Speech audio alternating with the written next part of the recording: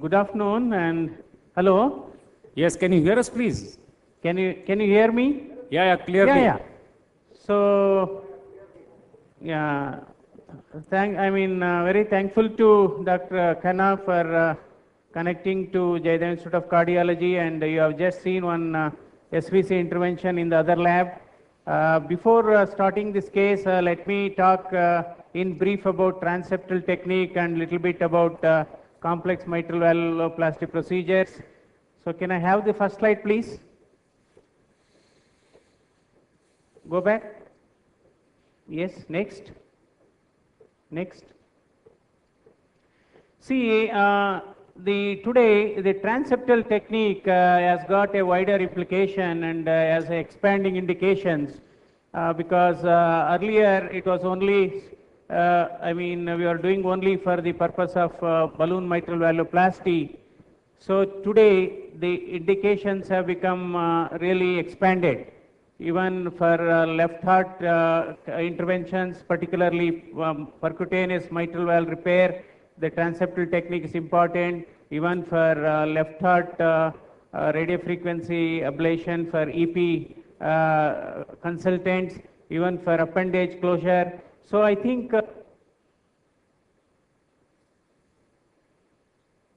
transeptal technique, in my opinion, is one of the most important key step of performing the mitral valvuloplasty and other left heart interventions. Next. So the contraindications for this transeptal technique is basically there is only one, that is left atrial thrombus, particularly left atrial body thrombus. Suppose if left atrial appendage thrombus should not be a contraindication if you are doing it carefully with some precautions, and so also left atrial roof thrombus. So left atrial body thrombus is one of the important contraindications for transeptal technique, and there are some relative contraindications such as distorted anatomy and significant spine kyphoscoliosis abnormalities, and another sometimes extreme right atrial enlargement could be one of those things. But to me, the only contraindication is purely because of left atrial body thrombus. Other relative contraindications, you can really do it with some precautions. Next slide.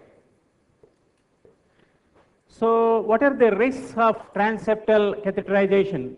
Suppose if you are not properly targeting the atrial septum and if you are not going through the intra-atrial septum, you can perforate some of the structures, particularly the aorta, then the free wall of the right atrium, free wall of the left atrium. Sometimes, more often we have seen the puncture is at the perforation sometimes is at the junction of IVC and the right atrium. Because we have analyzed about 1,000 cases of transeptal puncture. So those who developed cardiac tamponade, actually the perforation site was more often at IVC and RA junction. Next. So what are all the equipments you should have in the cardiac cath lab when you are contemplating a transeptal technique? Next slide. And particularly you should also have a pericardiocentesis set ready apart from broken barrow needle, Mullin sheath. These are the standard hardware we should have for a transeptal puncture. But some of the important precaution we need to look at is always make sure that there is no left atrial body thrombus, and that you have to do a transesophageal echo, particularly in patients who are in atrial fibrillation, those who have got a large left atrium more than 5 or 5.5 centimeters, and those with a previous history of stroke, and those another important indication for transesophageal echo is on transthoracic echo itself. If you are seeing a spontaneous echo contrast, these are the people likely to have a left atrial thrombus. Sometimes we have seen spontaneous echo contrast even on transthoracic echo. And many a time the patients of atrial fibrillation are on anticoagulation. Before doing a transeptal puncture, make sure yourself that INR is well within 1.5. These are some of the important precautions. And another important thing, whenever you are taking a case of transeptal puncture, a good echocardiographic assessment of the mitral valve apart from LA thrombus, look whether there is already a pre-existing pericardial effusion. Otherwise, you can get confused whether the pericardial effusion is coming after transeptal. Suppose if you know well in advance there was a pre-existing pericardial effusion, then we are not much worried. Next. So these are the standard approach is the transfemoral catheterization, that is transjugular, rarely transhepatic, very, very rare. These are the hardwares which we have already discussed. That is a classical broken barrow needle. We have Mullin sheath. And one important thing is this Mullin sheath slides only over 3-2 wire. So sometimes if you take a 3-5 wire and you park it in the SVC or in the left innominate vein, the Mullin sheath does not slide easily over this 3-5 wire. So you should always, for a transeptal puncture, along with the Mullin sheath, you should have 3-2 wire. Very, very important point. Next slide. So what are the views for intra-atrial septal puncture? It can be, there are so many different operators, use different views for transeptal puncture. It can be done in an AP view or just in a shallow Areva view or lateral view 90 degrees. We at our hospital, we always do it in LAO 40 to 50 degree angle. So my personal view is, my advice in this matter, the operators who are very popular with the view with which they are successful, they should continue to use those views only. We normally use LAO 40. Next. Next. Next. So next. Next. So you can see here the broken barrow needle, the Mullin sheath and the broken barrow needle is kept. This is LAO 40. The needle is kept midway between aorta anteriorly and vertebral column posteriorly, and the tip of the Mullin sheath is pointing towards the left shoulder. So the best landmark for this is pigtail in a AP view. Just withdraw the Mullin sheath so that it is just one space below the pigtail in a AP view. Then switch on to LAO 40 like this. Then you can see here, pick up a point midway between aorta anteriorly and vertebral column posteriorly, and you have maintained little clockwise rotation of the broken barrow needle so that tip of the needle is pointing towards the left shoulder, and that's where transeptal puncture. So more often transeptal puncture is a physical feeling in the hand and mind. When you the needle goes through the intra-atrial septum and enter the left atrium, then you are sure you are in the left atrium. That feet doesn't slip back. Next. Next. Sometimes in difficult puncture, we use different views, an AP view or an RAO view or an LAO 40 or even lateral. Sometimes you are not able to really get the transeptal puncture. In difficult puncture, you can always take a transthoracic echo assistance. You can see in this picture here, the broken barrow needle is seen as a very brightish structure across the atrial septum. Then when you are sure that your needle is in proper alignment with the septum, you can always boldly go ahead and do a transeptal puncture. So these are some of the things. Of course, sometimes if there are IVC anomalies, as you have seen today, or if there is IVC interruption with azygous continuation, the transfemoral technique of approach of doing transeptal puncture becomes a difficult issue. Then you have to use a transjugular approach, that is from cannulating internal jugular vein. Here the landmark is again the pigtail, but it has to be punctured one space above the pigtail if you are going transjugular, while in the transfemoral you have to puncture one space below the pigtail. Otherwise, rest of the thing remains like any conventional valvuloplasty technique. Next slide. Next. This is one of our patients who had an IVC interruption, azygous continuation. We went transeptal and balloon mitral valvuloplasty was done this way. Next slide.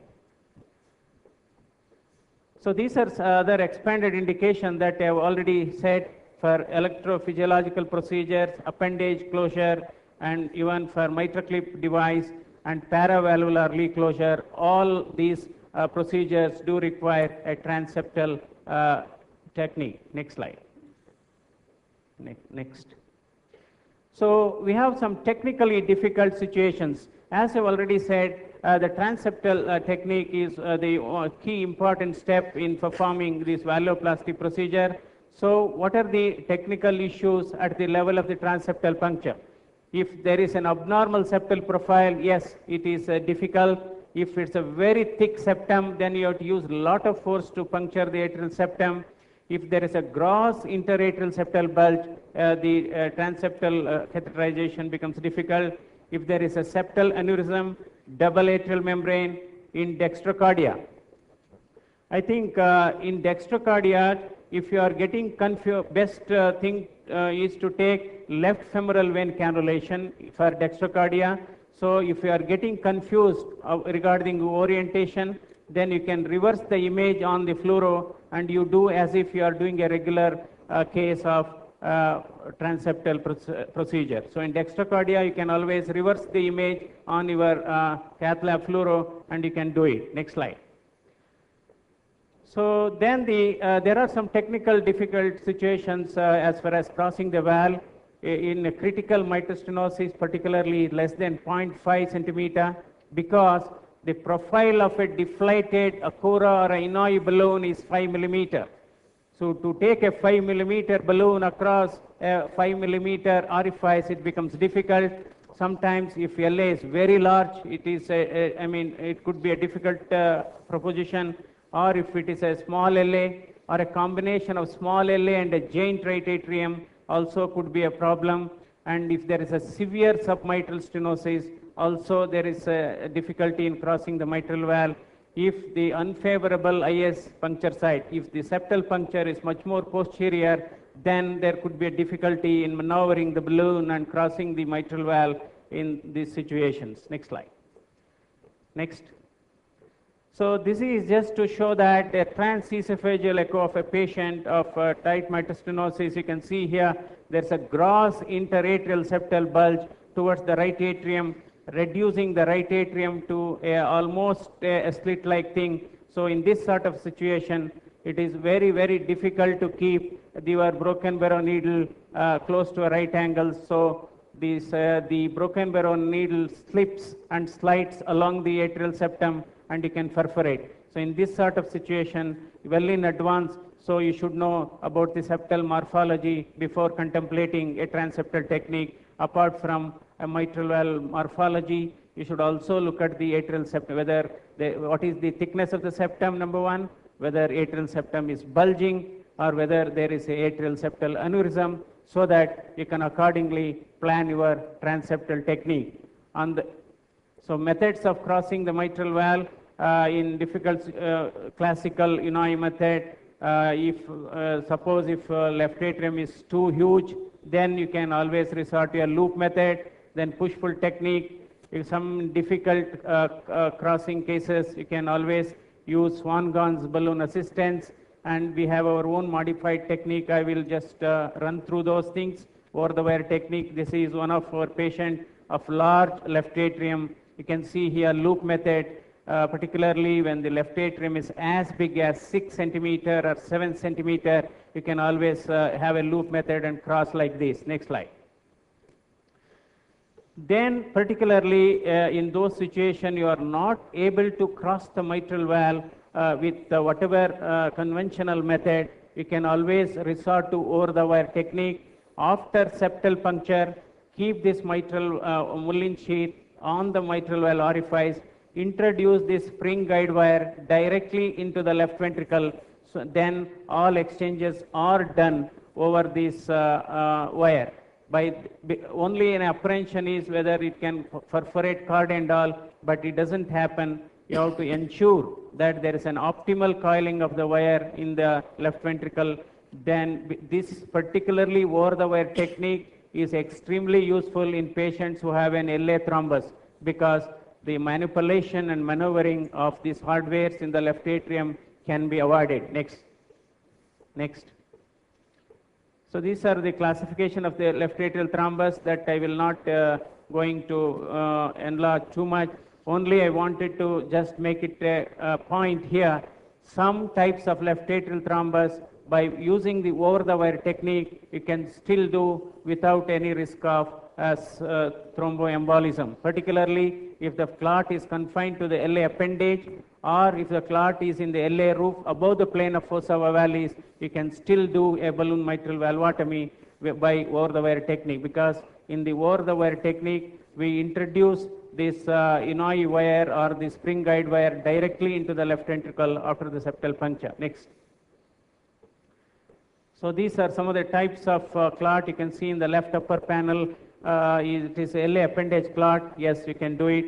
And you can also the right upper panel, there is a clot along the atrial septum, is a contraindication. If the body thrombus, LA body thrombus, or a layered clot along the atrial septum is a contraindication. And the third one, you can see here, left lower panel, there is an appendage clot protruding into the body above the plane of fossa valis. Still you can do that. Then the right lower panel, that is a ball valve thrombus, it's a contraindication. Next slide. Next. Next.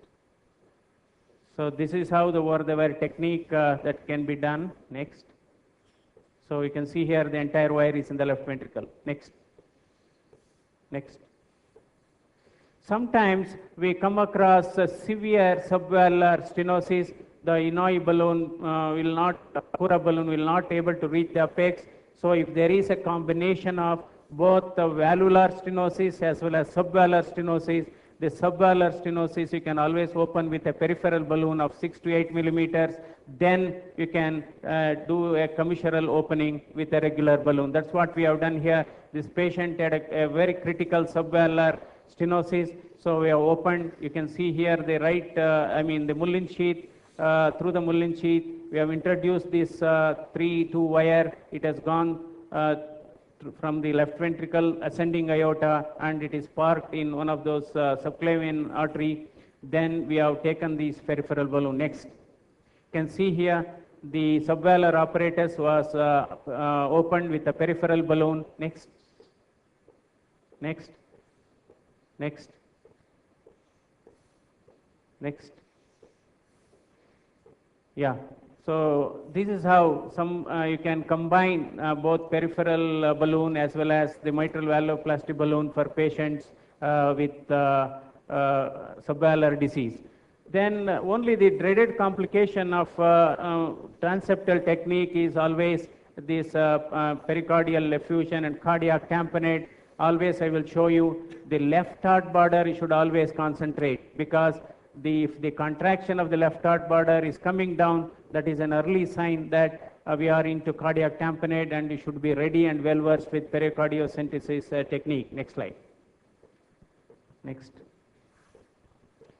This is one of our patients who had cardiac tamponade and so one of the things to address this cardiac tamponade is, yes, you have to simultaneously do pericardiocentesis, then you should go ahead and complete the valvuloplasty procedure, because when once LA pressure drops, then the oozing into the pericardium also comes down. Next. So this is our experience over last 15, 16 years, nearly 17,000 cases. We have done procedural success is around 95% with a restenosis rate around 45%.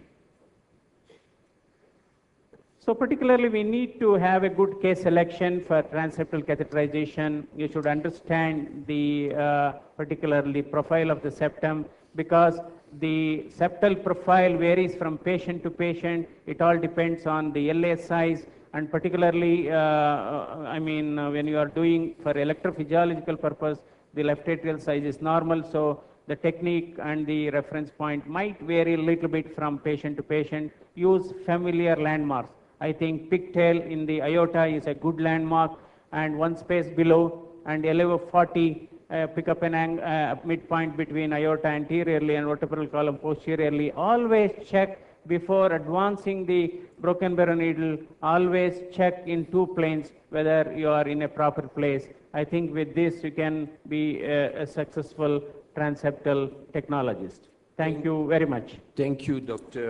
Manjunath. We enjoy your presentation Hello. and live case. And we say to you goodbye Huh? You have and to go thank you. Hello? We are going to move to the next presentation given by NN Khanna from Apollo Hospital in New Delhi. And this is the